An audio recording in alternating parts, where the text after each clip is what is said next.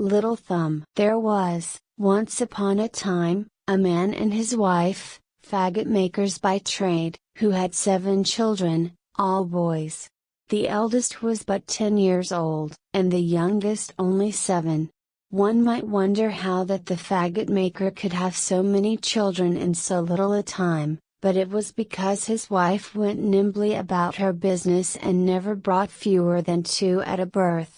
They were very poor, and their 7 children incommoded them greatly, because not one of them was able to earn his bread.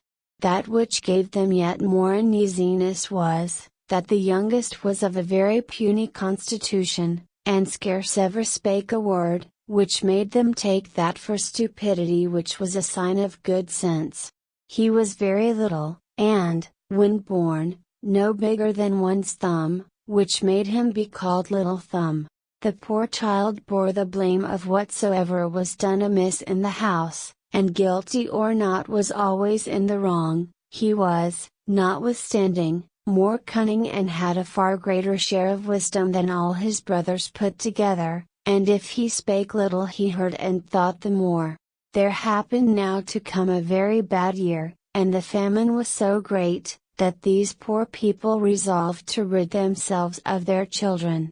One evening, when they were all in bed and the faggot-maker was sitting with his wife at the fire, he said to her, with his heart ready to burst with grief, "You see plainly that we are not able to keep our children, and I cannot see them starve to death before my face. I am resolved to lose them in the wood tomorrow, which may very easily be done, for while they are busy in tying up the faggots, we may run away, and leave them, without their taking any notice." "Ah!"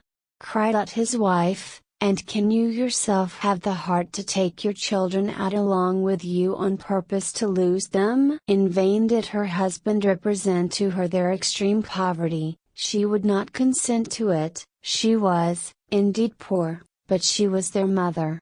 However, having considered what a grief it would be to her to see them perish with hunger, she at last consented and went to bed all in tears. Little Thumb heard every word that had been spoken, for observing, as he lay in his bed, that they were talking very busily, he had got up softly and hid himself under his father's stool, that he might hear what they said, without being seen. He went to bed again, but did not sleep a wink all the rest of the night, thinking on what he ought to do. He got up early in the morning, and went to the river side, where he filled his pockets full of small white pebbles, and then returned home. They all went abroad, but Little Thumb never told his brothers one syllable of what he knew. They went into a very thick forest, where they could not see one another at 10 paces distance. The faggot-maker began to cut wood, and the children to gather up sticks to make faggots. Their father and mother, seeing them busy at their work, got from them by degrees, and then ran away from them all at once, along a byway, through the winding bushes. When the children saw they were left alone, they began to cry as loud as they could. Little Thumb let them cry on, knowing very well how to go home again, for as he came he had taken care to drop all along the way the little white pebbles he had in his pockets. Then said he to them, "Be not afraid, brothers, father and mother have left us here, but I will lead you home again, only follow me." They did so, and he brought them home by the very same way they came into the forest. They dared not to go in, but sat themselves down at the door, listening to what their father and mother were saying. The very moment the faggot-maker and his wife were got home, the lord of the manor sent them 10 crowns, which he had owed them a long while, and which they never expected. This gave them new life, for the poor people were almost famished. The faggot-maker sent his wife immediately to the butcher's. As it was a long while since they had eaten a bit, she bought thrice as much meat as would sup 2 people. Having filled their bellies, the woman said, "Alas! Where are now our poor children? They would make a good feast of what we have left here, but then it was you, William, who had a mind to lose them. I told you we should repent of it. What are they now doing in the forest? Alas! Dear God, the wolves have, perhaps, already eaten them up. You are very inhuman thus to have lost your children." The faggot-maker grew at last quite out of patience, for she repeated this above 20 times, that they should repent of it, and she was in the right of it for so saying. He threatened to beat her, if she did not hold her tongue. It was not that the faggot-maker was not, perhaps, more vexed than his wife, but that she teased him, and that he was of the humor of a great many others, who love wives who speak right, but think those very importunate who are always in the right. She was half drowned in tears, crying out, "Alas! Where are now my children, my poor children?" She spake this so very loud, that the children who were at the door, began to cry out all together, "Here we are, here we are!" She ran immediately to open the door, and said, hugging them, "I am glad to see you, my dear children. You are very hungry and weary, and my poor Peter, you are horribly bemired. Come in and let me clean you." Now, you must know, that Peter was her eldest son, whom she loved above all the rest, because he was somewhat garroty, as she herself was. They sat down to supper, and ate with such a good appetite as pleased both father and mother, whom they acquainted how frightened they were in the forest, speaking almost always all together. The good folks were extremely glad to see their children once more at home, and this joy continued while the 10 crowns lasted, but when the money was all gone, they fell again into their former uneasiness, and resolved to lose them again, and, that they might be the surer of doing it, to carry them at a much greater distance than before. They could not talk of this so secretly, but they were overheard by Little Thumb, who made account to get out of this difficulty as well as the former, but though he got up betimes in the morning, to go and pick up some little pebbles, he was disappointed, for he found the house door double locked, and was at a stand what to do. When their father had given each of them a piece of bread for their breakfast, he fancied he might make use of this bread instead of the pebbles, by throwing it in little bits all along the way they should pass, and so he put it up into his pocket. Their father and mother brought them into the thickest and most obscure part of the forest, when, stealing away into a bypath, they there left them. Little Thumb was not very uneasy at it, for he thought he could easily find the way again, by means of his bread which he had scattered all along as he came. But he was very much surprised when he could not find so much as one crumb. The birds had come and eaten it up every bit. They were now in great affliction, for the farther they went, the more they were out of their way, and were more and more bewildered in the forest. Night now came on, and there arose a terrible high wind, which made them dreadfully afraid. They fancied they heard on every side of them the howling of wolves coming to eat them up. They scarce dared to speak, or turn their heads. After this, it rained very hard, which wet them to the skin. Their feet slipped at every step they took, and they fell into the mire, whence they got up in a very dirty pickle. Their hands were in a sorry state. Little Thumb climbed up to the top of a tree, to see if he could discover anything, and having turned his head about on every side, he saw at last a glimmering light, like that of a candle, but a long way from the forest. He came down, and, when upon the ground, he could see it no more, which grieved him sadly. However, having walked for some time with his brothers towards that side on which he had seen the light, he perceived it again as he came out of the wood. They came at last to the house where this candle was, not without abundance of fear, for very often they lost sight of it, which happened every time they came into a bottom. They knocked at the door, and a good woman came and opened it. She asked them what they wished.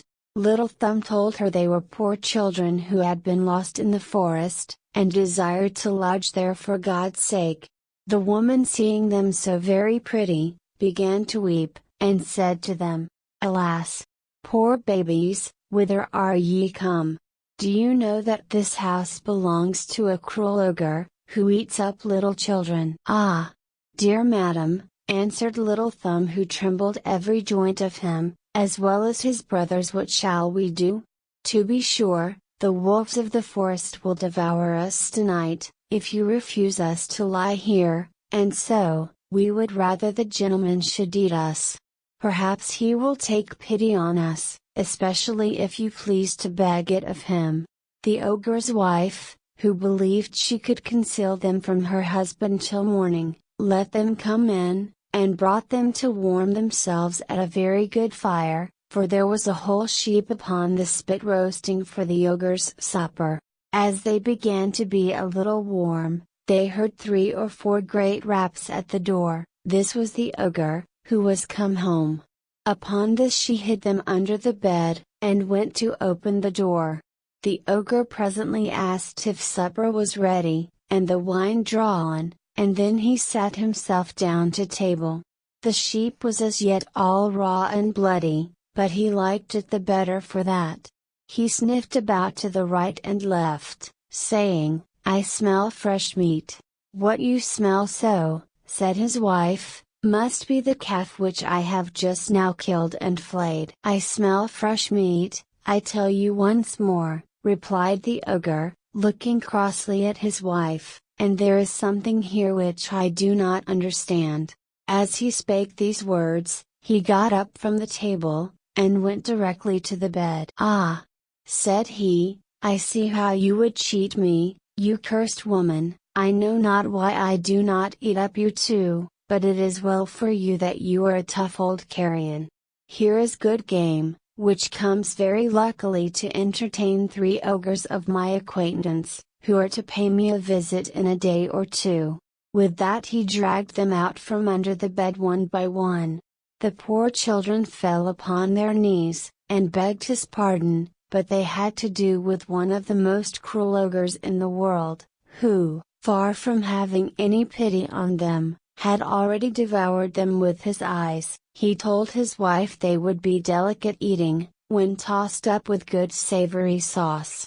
He then took a great knife, and coming up to these poor children, whetted it upon a great whetstone which he held in his left hand. He had already taken hold of one of them, when his wife said to him, "What need you do it now? It is time enough tomorrow." "Hold your prattling," said the ogre, "they will eat the tenderer." "But you have so much meat already," replied his wife, "you have no occasion. Here is a calf, 2 sheep, and half a hog." "That is true," said the ogre, "give them their belly full, that they may not fall away, and put them to bed." The good woman was overjoyed at this, and gave them a good supper, but they were so much afraid, they could not eat a bit. As for the ogre, he sat down again to drink, being highly pleased that he had got wherewithal to treat his friends. He drank a dozen glasses more than ordinary, which got up into his head, and obliged him to go to bed. The ogre had 7 daughters, all little children, and these young ogresses had all of them very fine complexions, because they used to eat fresh meat like their father, but they had little grey eyes, quite round, hooked noses, wide mouths, and very long sharp teeth standing at a good distance from each other. They were not as yet over and above mischievous, but they promised very fair for it, for they already bit little children, that they might suck their blood. They had been put to bed early, with every one a crown of gold upon her head. There was in the same chamber another bed of the like bigness, and it was into this bed the ogre's wife put the 7 little boys, after which she went to bed to her husband.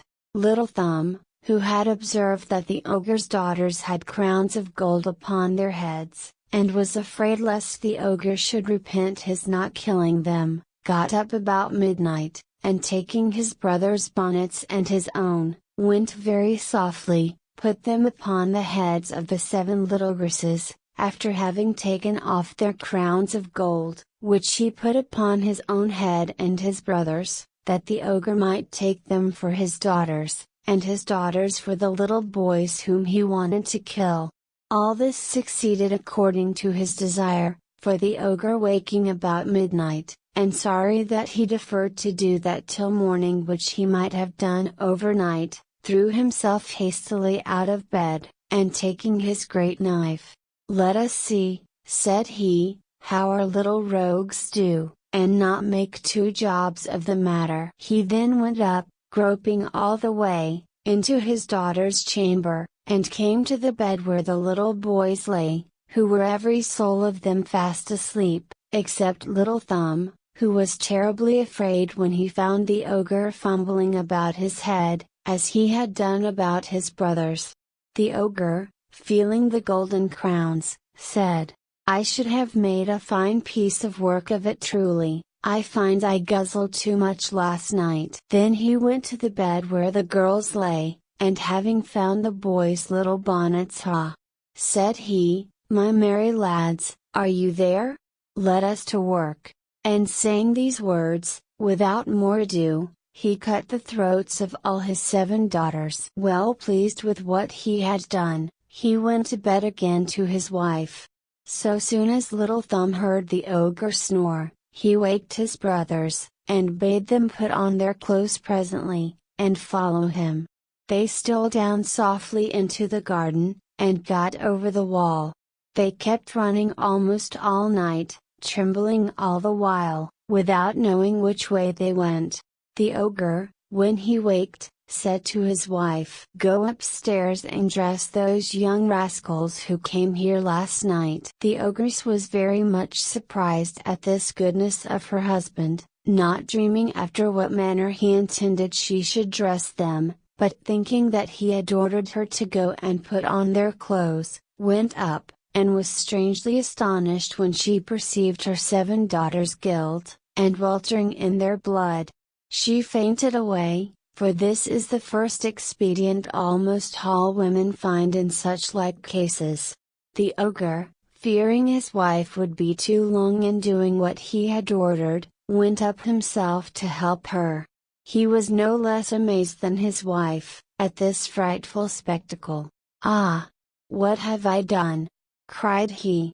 "The cursed wretches shall pay for it," and that instantly. He threw then a pitcher of water upon his wife's face, and having brought her to herself, "Give me quickly," cried he, "my boots of 7 leagues, that I may go and catch them." He went out, and, having run over a vast deal of ground, both on this side and that, he came at last into the very road where the poor children were, and not above 100 paces from their father's house.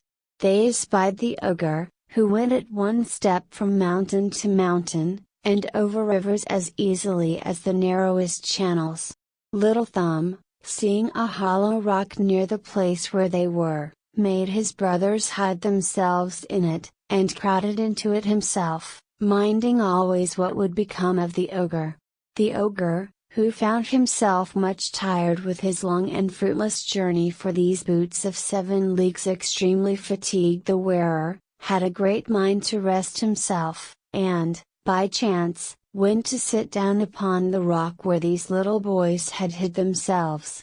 As he was worn out, he fell asleep, and, after reposing himself some time, he began to snore so frightfully, that the poor children were no less afraid of him, than when he held up his great knife, and was going to cut their throats.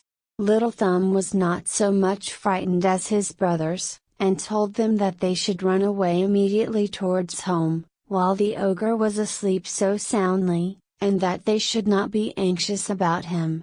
They took his advice, and got home presently. Little Thumb came up to the ogre, pulled off his boots gently, and put them on upon his own legs.